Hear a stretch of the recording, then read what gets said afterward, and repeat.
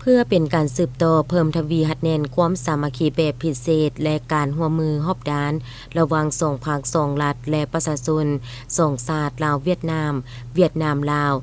ที่มีมาโดนนานแล้วในวันที่19มีนา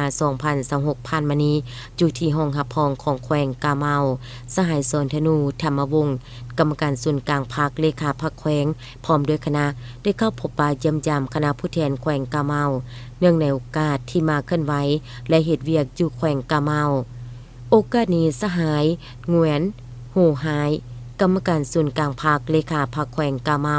ได้รายงานโดยย่อเกี่ยวกับสภาพการพัฒนาเศรษฐกิจสังคมของแขวงให้ฝ่ายแขวงบริกรรมไซได้รับทราบและเพื่อสืบต่อหัดแน่นเพิ่มทวีความสามัคคีแบบพิเศษระหว่างลาวเวียดน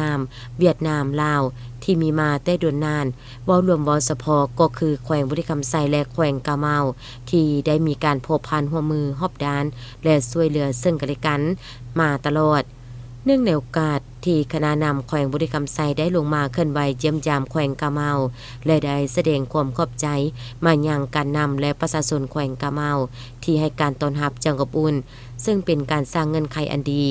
ต่อกับสายผูกพันมิตรภาพแบบพิเศษและแลกเปลี่ยนทอดถอนบทเรียนในด้านต่างๆร่วมกันให้เน้นแฟนยิ่งขึ้นกว่าเก่า